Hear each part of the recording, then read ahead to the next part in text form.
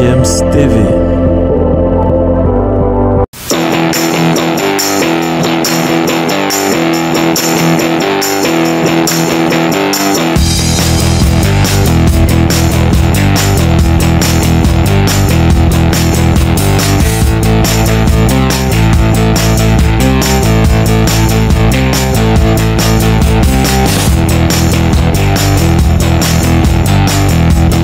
Bienvenue sur GFM's TV, c'est un réel plaisir de vous savoir nombreux à l'écoute de ce programme d'échange avec.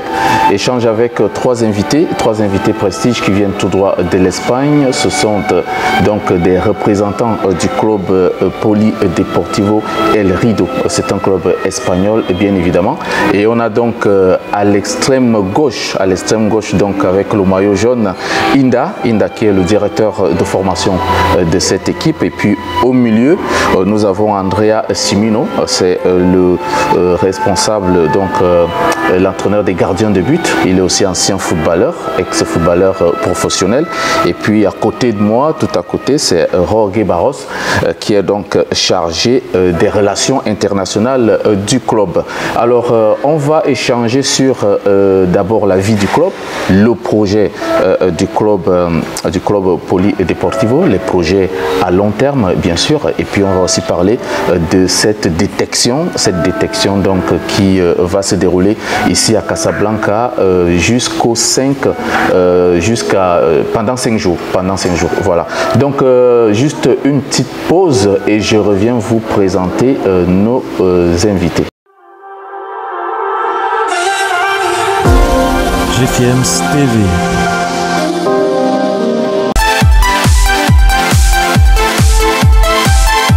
Retour donc sur ce plateau avec donc nos trois invités. Je reçois tout d'abord Jorge Barros. Bonjour. Bonjour, ça va? Ça va très bien, bienvenue à Casablanca. Merci, c'est fantastique. Une cité merveilleuse. C'est votre deuxième fois de venir à Casablanca? C'est la deuxième fois. Bon, l'autre fois, j'ai resté 4 jours et on est de retour pour continuer le travail. Et on a été très heureux de vous accueillir et on est encore heureux de vous revoir. Merci, maintenant c'est moi que je suis content d'être là avec vous. On est toujours bien reçus ici. Andrea Chimino, buonasera. Buonasera, encantado de estar aquí en el programa. ¿Está bien? Todo ok, todo perfecto. Ah, ton séjour à Casablanca, muy bien. Muy bien, bonita ciudad. Enamorado de Casablanca. Gracias. Alors, Inda, buonasera. Buenas tardes. Comment ça va? Muy bien. Bien, muchas gracias. Casablanca, découvrez la ville, ça se passe bien? Sí, bueno, no hemos podido mucho por la lluvia y yo llegué desde Perú ayer por la tarde y no he tenido mucho tiempo, pero descubrirla.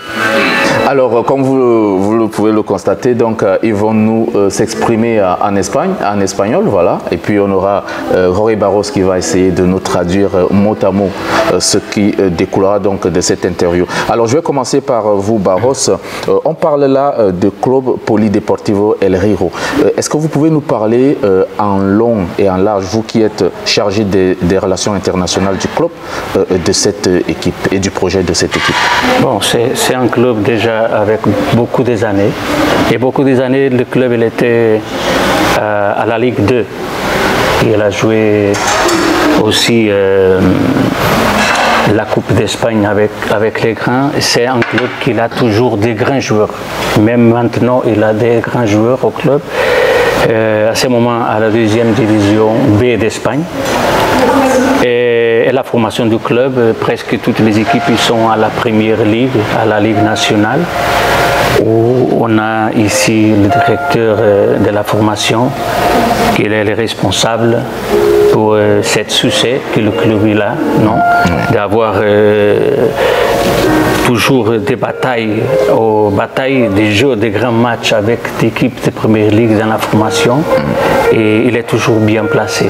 Et beaucoup de coupes gagnées déjà avec le club. Alors, vous êtes chargé des relations internationales. Dites-moi quel est votre rôle réel dans ce club? Bon, dans ce club, ma mission, parce que je suis là, ça fait 2 mois, c'est d'organiser à l'extérieur d'événements et aussi amener des enfants de beaucoup de pays. On a déjà beaucoup de pays qui sont à partir là, dans la formation, des joueurs qui viennent à partir de 17 ans pour montrer travail ou pour rester à étudier et à jouer, ou bien seulement rester à étudier, à jouer. En tout cas, c'est un joueur qu'il est déjà la nationalité. Par exemple, il peut être du Sénégal, mais il a le visa d'étudiant, il peut rester dans le club. Et bon, développer et grandir, parce que le club en formation, il est très fort. Et en ce moment, il y a des jeunes qui viennent d'Afrique qui ont rejoint l'équipe. Oui, à ce moment, on a du Sénégal, on a de Mozambique, on a du Maroc, un de Maroc, qui c'est de Marrakech. Et d'Afrique sont les joueurs qui sont là. Même de l'équipe principale, on a des joueurs africains. Tout à fait. On va revenir sur vous, Jorge Barros, parce qu'on va parler de votre mission ici à Casablanca. Je vais me diriger vers Andrea Cimino. J'espère que je prononce bien. Todo bien.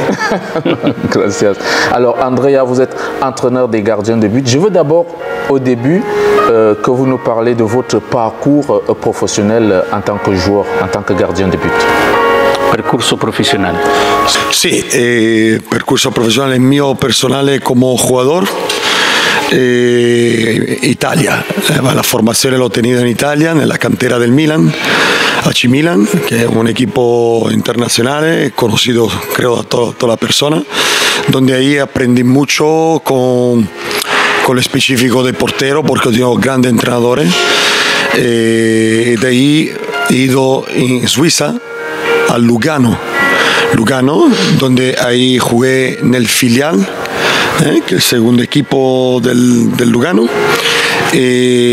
Volví en Italia para hacer la carrera con equipo senior. Empecé a jugar en segunda división B varios años y llegué a tocar la liga, la segunda A, que con l'Avellino, que es el equipo donde a livello professionale come jugador mi ha llenato más sul tema professionnel. Oui, on a compris parce que vous avez fait votre formation en Italie, à l'AC Milan. Oui. L'AC Milan, et puis vous avez fait des parcours à Lugano et autres, ça on a compris. Oui, c'est ça. Voilà. Ça. Donc maintenant, dites-nous, en tant que joueur professionnel, votre expérience professionnelle, quelle est en première la qualité d'un gardien de but? ¿Cuál es la primera cualidad para ser un portero? Sí, la primera calidad para ser porteros es no tener miedo de tirarse al suelo. Esto parece un poco un chiste, una broma, pero ya un portero se nace, no se devienta. En el sentido, el portero que va hasta los padres, él le dice: padre, yo quiero ser portero.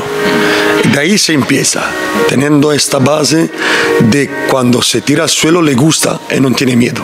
Como los jugadores no quiero ir al suelo porque tengo miedo de caer. Esto es la primera base del portero. Del portero. Oui, Barros, tu peux nous expliquer un peu? Il a dit, claro. Primera calidad. La première qualité, c'est que tu as du courage. Oui. Tu n'as pas peur de tomber, bon, parce qu'il y a des gens qui veulent aller comme gardien, mais ils ont peur. Oui. C'est les ballons faciles, bon, bien, mais après, ils n'ont pas cette courage. D'aller au sol, aller chercher. Commencer comme gardien, oui. Tu as premier la courage, et après, il faut apprendre la technique. Savoir être dans... Alors, quand tu parles à ton père, je veux être gardien, tu as besoin d'être sûr qu'est-ce que tu vas faire, non? C'est la première qualité avant de tout, parce qu'il faut avoir... Ça, pour être gardien, c'est une chose qu'il est né déjà avec toi. Cœur, oui. Parce que tout le monde, quand tu demandes, il veut marquer des buts. Oui. Mais quand tu vois quelqu'un qui veut jouer à la défense, il faut faire attention, parce que c'est déjà un gamin qui a déjà un focus, non? Différent, parce que c'est... Bon, marquer du but, c'est 90%. Tout à fait. C'est 90%. Alors, une autre question, Andrea.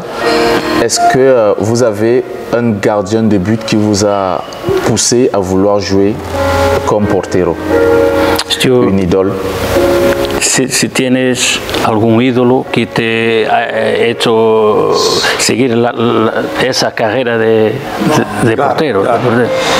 Beh sì, da pequeño siempre uno tiene un sueño o tiene siempre un ídolo, ¿no? Como ahora en el fútbol tiene 2 o 3 estrellas, lo mismo sulla posición de portero. El mio ídolo era Gianluca Pagliuca. Gianluca Pagliuca, che jugò nella Sampdoria, nel Bologna, nell'Inter de Milán, e mi hijo se llama Gianluca. Porque deriva del mio ídolo. Ancien gardien de l'équipe nationale d'Italie. Oui, estuve también nacional en el Mundial en 1994, que llegamos a la final contra el Brasil y perdimos a los penales. Roberto Baggio a raté le penalty, voilà. Roberto Baggio falló. Parfait. Ok, merci Andrea. On va, n'est-ce pas, ici présenter Inda. Inda, bienvenue à Casablanca. Très ravi, bienvenido, c'est ça? Voilà, ok. Alors, votre nom complet, c'est José Antonio Indalecio, c'est ça? Donc, alors, vous êtes directeur de formation. Alors, on va parler de formation avec vous. On va parler de ce que c'est que la formation. Qu'est-ce que c'est que la formation dans un cadre comme celui de Poli Deportivo El Hierro? Sí, nosotros tratamos de dar una formación global, que el jugador crezca tanto como jugador como persona y estudiante. Dentro de esa formación específica de fútbol intentamos hacer jugadores muy completos, tanto a nivel condicional como a nivel técnico-táctico, que sean dinámicos, que sepan elegir bien, sobre todo esos aspectos. Nous savons que, voilà, j'ai compris, hein, je sais aussi que les téléspectateurs ont compris, parce que je vais d'abord rappeler que j'ai quand même fait un peu d'espagnol à l'école, donc je comprends quand même quelques mots. Alors, on sait que l'Espagne a une culture du football de base, une culture quand on parle de l'école FC Barcelone, Real Madrid, Real Valladolid, Valencia et autres. C'est beaucoup de joueurs qui sont sortis de ces académies. Alors, est-ce que c'est une culture que vous naissez avec une culture ou alors vous adoptez tout simplement cette culture? Sí, hemos adoptado nuestra propia cultura. Sí, entiendo también un poco francés. Habéis entendido, ¿no? Sí, y yo como en mi posición de director he podido formarme con todos esos clubes de primera, tanto Barcelona, Valencia, Celta de Vigo, Athletic de Bilbao, Real Sociedad, un sinfín de clubes profesionales. Y hemos intentado, bueno, en mi caso he intentado seleccionar un poquito de cada uno, pero sin dejar atrás nuestro propio sello, nuestra personalidad y sobre todo las necesidades que tenemos dentro del contexto de nuestro club. Alors, puisqu'on reste dans la formation, avant de former, il faut détecter. Avant de former, il faut d'abord détecter.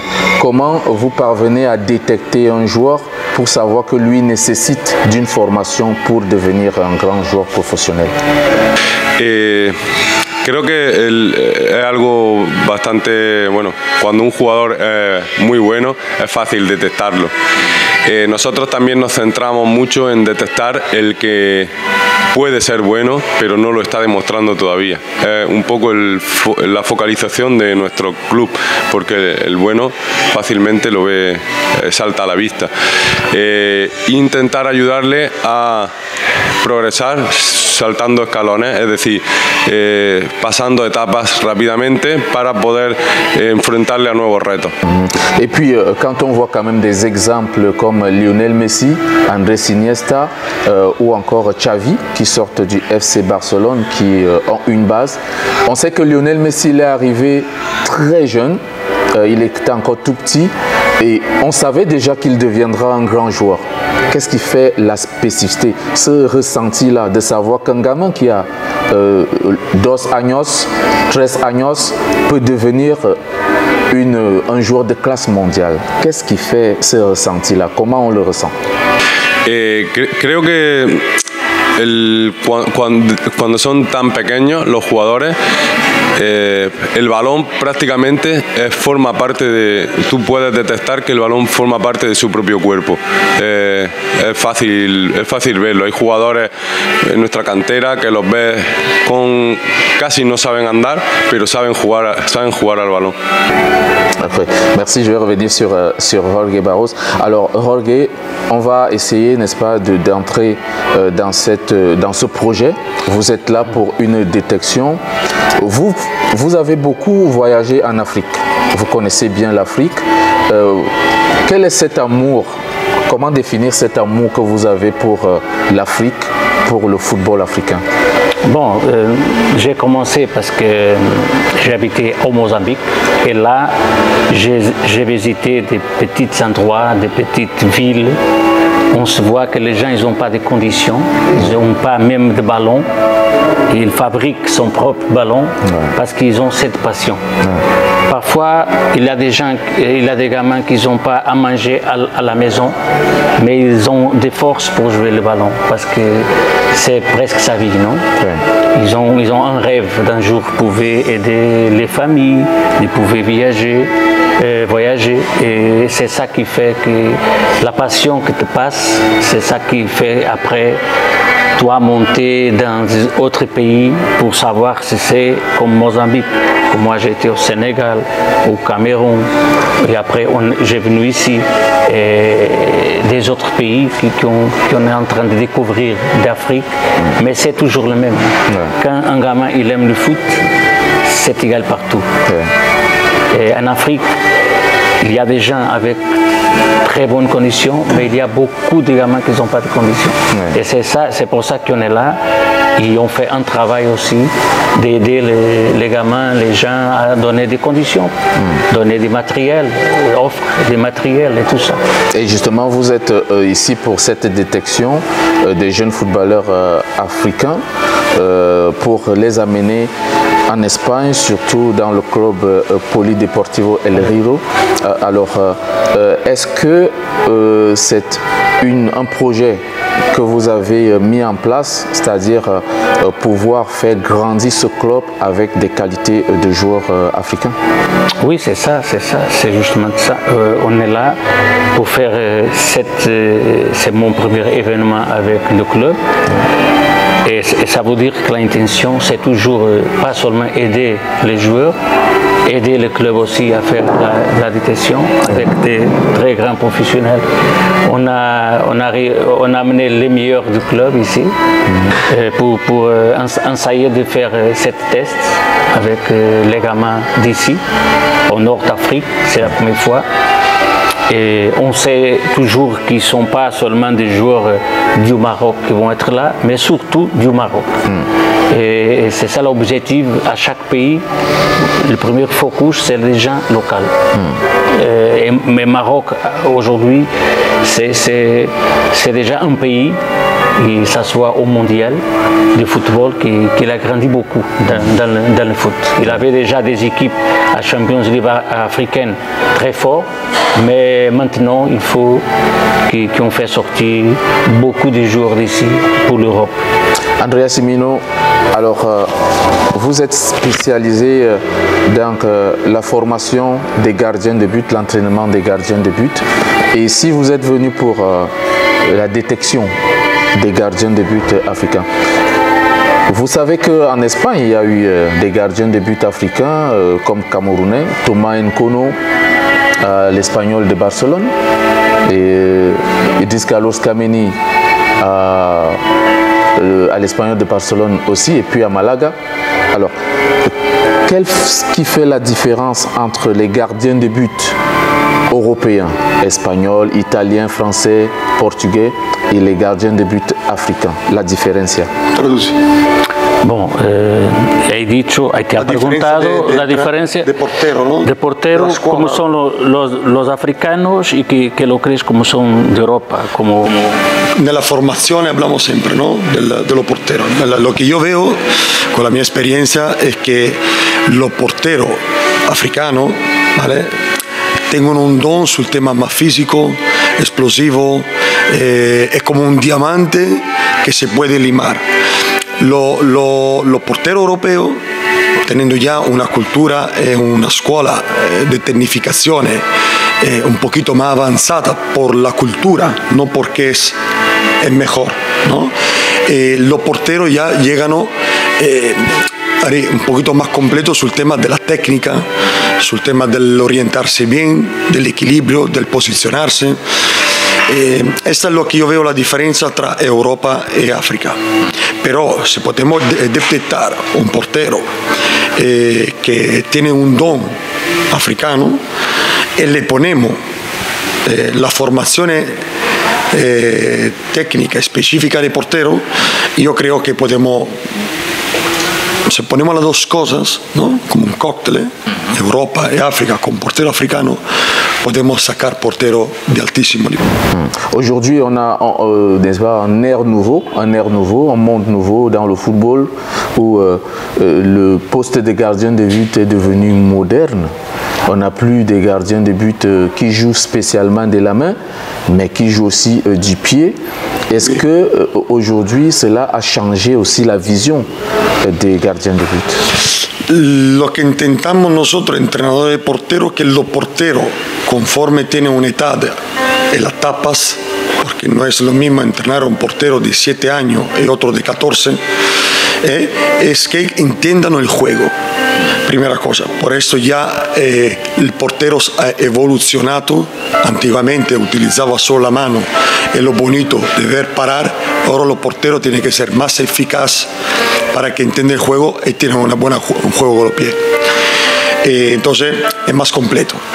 Eso como formadores de porteros de cantera, conforme tiene su etapa, añadimos la tarea siempre un poquito más compleja para que se acerque más a unas situaciones reales de partido. El portero tiene ya situaciones que automatiza y cuando después en una competición o en un partido o en el mismo entrenamiento que está jugando con los pies, ya se encuentran más cómodos y sepan ya tener una toma de decisiones. Tout à fait, c'est pour dire que les gardiens de but aujourd'hui font partie du jeu. Ils font partie du jeu, donc ils peuvent participer au jeu. Nel juego, ¿no? Que ahora los porteros participan en el juego. Sí, participan. Eso lo ha preguntado. Sí. Correcto. Sí. Merci. Muy importante. Très important. Alors Inda, je vais revenir sur la formation, puisqu'on y est, vous êtes spécialiste dans ce domaine-là. Dans le club Polideportivo El Ejido, autant pour moi, dites-nous à quoi est-ce que se base la formation? En quoi se base la formation? On commence par quoi pour former l'avenir de ce club ou l'avenir du football professionnel dans ce club? Nuestra formación, como bien he dicho antes, es una formación integral en todos los aspectos.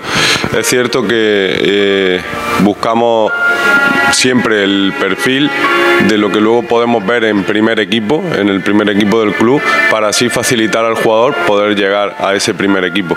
Et comme on parlait des gardiens de but tout à l'heure, il y a une formation spécifique pour les gardiens de but. El porteros. Sí. Une formation spécifique pour les porteros. No he entendido esa... Por los porteros. Está a preguntar si tiene una formación específica para porteros, claro.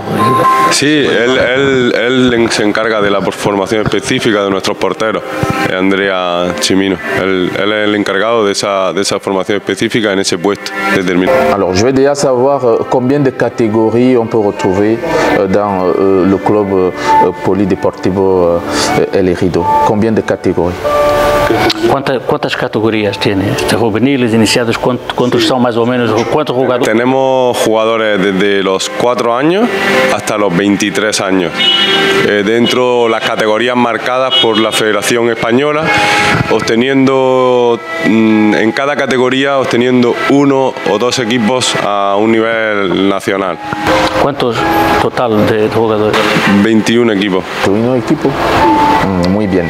Et maintenant pour le cas de la détection ici, combien de joueurs vous voulez recruter ici combien de joueurs? ¿Cuántos jugadores? ¿Cuántos jugadores crees que puede No, ¿cuántos puedes ahí detección. Hacer detección? ¿Cuántos puedes? Bueno, no lo sabe. Ahora. Sí.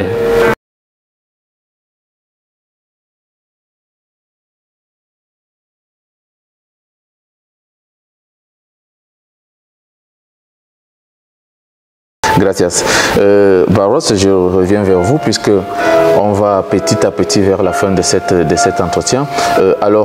On a un peu fait le tour. Hein. On a parlé un peu de la détection, on a parlé de la formation, on a parlé même aussi du projet du club.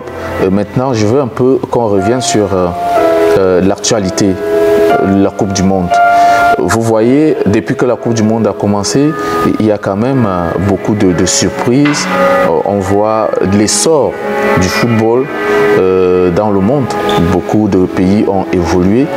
Est-ce que je veux rester un peu sur le Portugal et l'Espagne qui sont sortis très vite de cette compétition, huitième de finale, quart de finale. Est-ce que vous avez un ressenti de déception?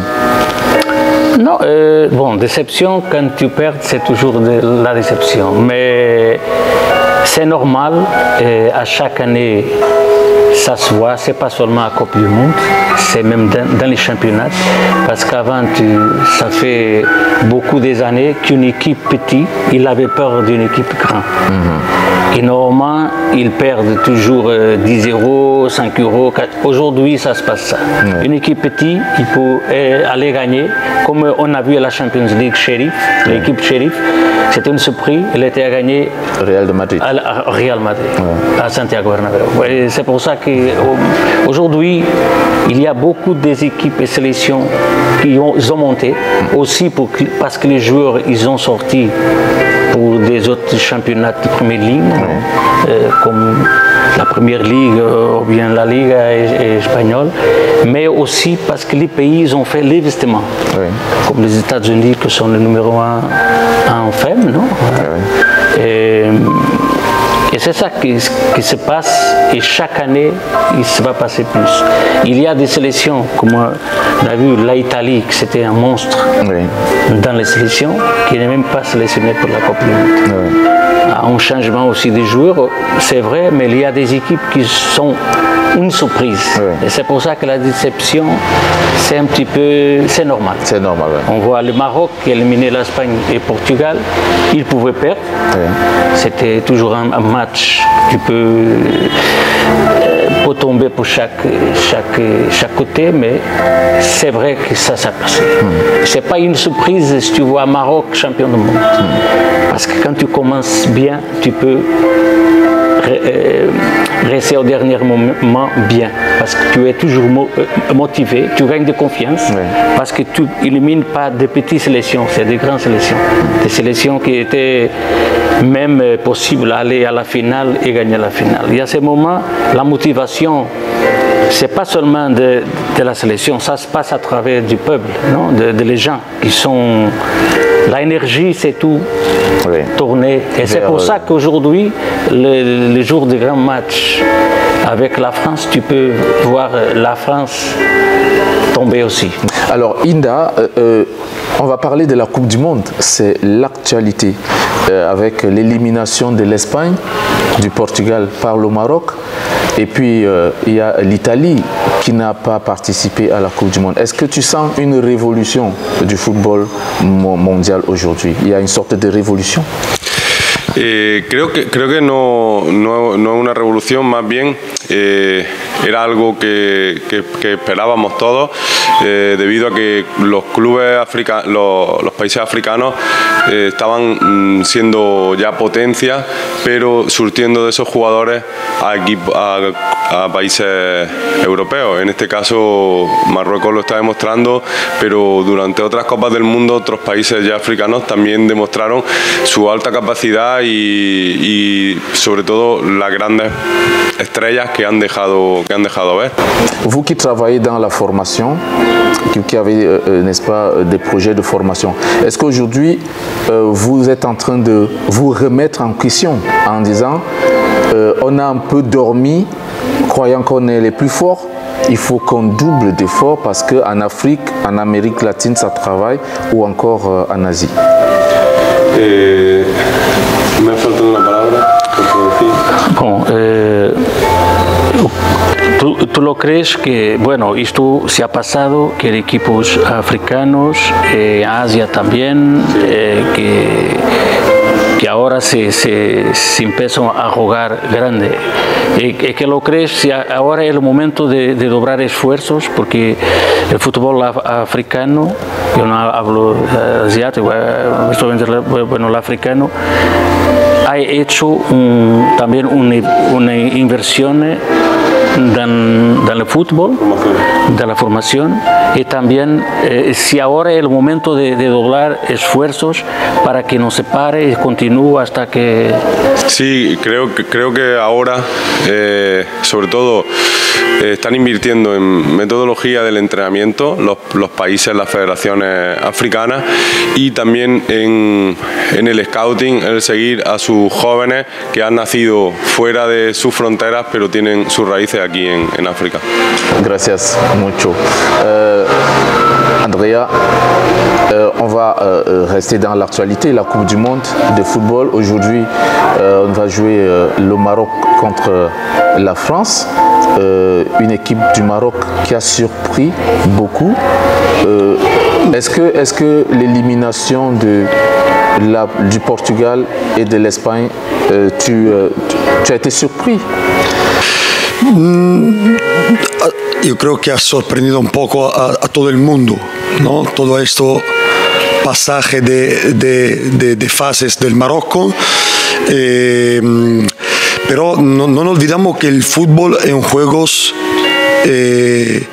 colectivo y que haces menos errores, tienes casi siempre más posibilidad de pasar o de ganar el partido. ¿Qué significa esto? Que creo que el Marocco, per pasar todo estas fases, está haciendo menos errores. Que hace errores casi siempre encaja un gol. Que no hace errores, como mínimo empata un partido. Después se lo puede ganar, como ha pasado al Marocco. Y lo que yo veo que es un equipo muy fuerte defensivamente, un equipo muy solidario, un equipo muy humilde entre ellos, los compañeros, porque es un espíritu de sacrificio que hace en el grupo. No es un individualismo como puede ser la Francia, que tiene Mbappé, Giroud, dos, tres. Es que el Marocco es sólido, el Marocco es sencillo, juega sencillo, no hace errores. En la mínima que tiene, intenta ser eficaz. Eso yo creo que el fútbol actual. En francés, on dit bloc l'équipe. Claro, el Marruecos tiene estos blocos defensivos como yo italiano, que sois. L'Italia que ganó el Mundial en el 2006 era un equipo muy sólido defensivamente y a nivel de portería, de línea defensiva. Es que todo el mundo defiende bien. Si yo no puedo defender, va mi compañera a defender. Esa era la cultura del fútbol italiano que ya se ha perdido, se ve porque... Justement, il faut qu'on reste dessus. Vous qui avez la culture du football italien, que se passe-t-il vraiment en Italie? Pourquoi cette chute du football italien aujourd'hui? Porque l'Italia no está al Mundial, supongo. Sí, no? Porque hay calidad. Alto y bajo. Mira, yo creo que l'Italia ha sorprendido en el europeo. Ninguno se esperaba que con una plantilla joven combinada con dos jugadores de experiencia, que Chiellini y otro más, no se lo esperaba nadie que l'Italia ganaba.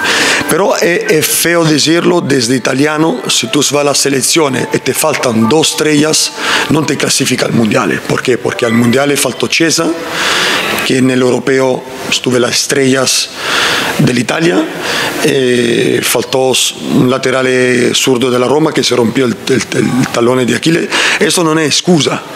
Pero es feo decirlo porque faltan dos jugadores y ya el equipo no rinde como rendía en el europeo. Realmente, si tú eres internacional y te selecciona, también el suplente tiene que tener un buen nivel para que cubra el titular. El Italia actualmente no lo tiene, por eso l'Italia son varios años que no se clasifica al Mundial. Merci pour cette analyse, parfait. Donc je pense qu'on est arrivé au terme de cette émission, mais avant de partir, on va quand même permettre à chacun de dire un dernier mot avant de partir. Je vais commencer par Inda. Un dernier mot. Última palabra. Solo dar las gracias por el recibimiento aquí y por la organización de este evento, que esperemos que sea bastante útil para nuestro club y poder ayudar a las jóvenes promesas africanas, en este caso, a poder estar con nosotros en España. Alors, Andrea Simino. Igualmente repito más o menos lo que ha dicho el director de formación del club. Agradezco la invitación a este evento, que como dice Inda, las expectativas son altas.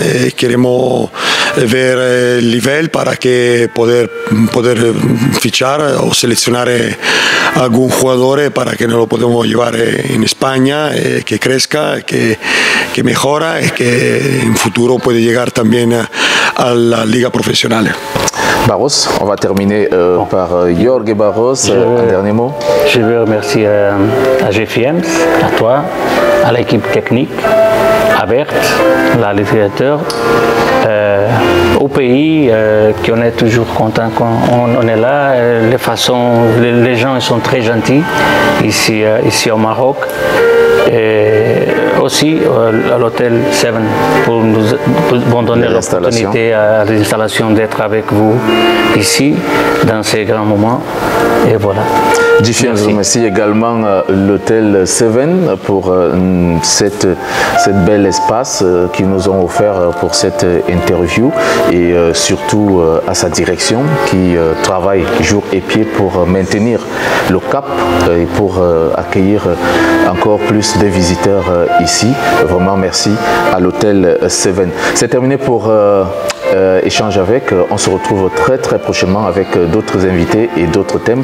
Merci à Barros, Jorge Barros. Merci Andrea Simino. Merci également à Jorge Antonio Indalecio Inda. Voilà. Donc portez-vous bien et à très bientôt.